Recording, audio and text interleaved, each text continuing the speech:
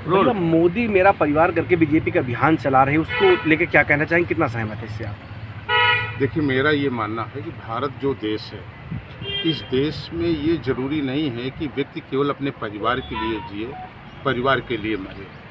यहाँ आदिकाल से ये परंपरा रही है, चाहे ऋषि रहे हों, चाहे मुनि रहे हों, और जब राजतंत्र में राजा हुआ करते थे तो राजा की जो प्रजा होती थी वो उनका परिवार माना जाता था।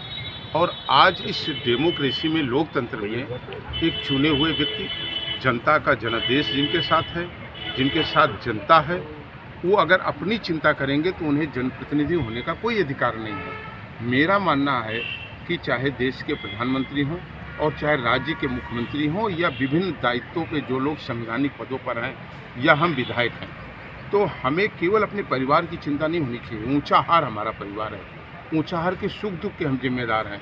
और किसी व्यक्ति पर ये केवल निशाना साधना कि लोग परिवार जिनका नहीं है, तो उनका परिवार 130-135 करोड़ लोग हैं, उस परिवार की चिंता अगर वो कर रहे हैं, पूरे देश के लोगों को आज 2 जून राशन देने की बात कर रहे हैं, किसानों को किसान सम्मान निधि देने की बात कर रहे हैं, और ये कह रहे हैं कि भारत के रहने वाला हर नागरिक हमारा देश है, हमारी जनता और हमारा परिवार है, तो ये गर्व का विषय होना चाहिए देश में रहने वाले लोगों का, और लोगों को ऐसी ओछे बयानों से बचना चाहिए। राजभर जी का एक बयान जो है आज वायरल हो रहा है, जिसपे वो जो है पूर्वांचल का अलग राज्य बना के खुद मुख्यमंत्री बनने की बात कह रहे हैं।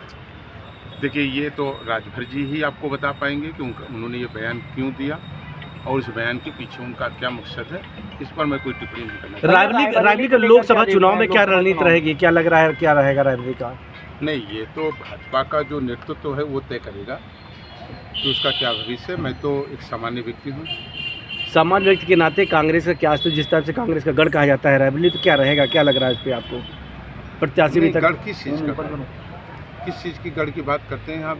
रायबरेली में 3 विधानसभाओं में जिनकी जमानत जब्त हुई हो, जिनका कोई अस्तित्व नहीं है जनपद में, जिन्होंने रिश्ता ही केवल ये रखा हो कि केवल चुनाव लड़ना है, और 5 साल तक आपको शायद ध्यान नहीं है, किसान टकटकी लगा करके देख रहा था कि हमारा सांसद कब आएगा।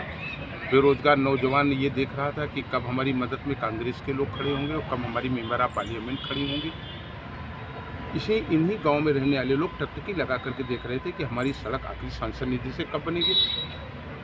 वो माँ, वो पिता जिसका जवान बेटा फांसी लगा करके मर गया, वो टकटकी लगा कर देख रहा था कि जो हमारे जनपद का गार्जियन है, जिसको हमने मेंबर ऑफ पार्लियामेंट बनाया, वो कब हमारे दुख में शामिल होगा। और अगर शायद इन सुख और दुख में लोग शामिल नहीं हो सकते हैं, उन्हें जनता से वोट मांगने का और लेने का अधिकार नैतिक रूप से कतई नहीं रहता। तो लग रहा है आपको प्रियंका गांधी के ग्लैमर नहीं काम करेगा? ये कोई ग्लैमर नहीं है। यहाँ ग्लैमर किसका है? किसका ग्लैमर है? यहाँ जनता का ग्लैमर है, रायबरेली की जनता का ग्लैमर है, और वही चलेगा। चर्चा चल रही लोकसभा का चुनाव रायबरेली से, आप पर बीजेपी दांव लगा सकती है? नहीं, इसमें हमको कोई कमेंट नहीं करना।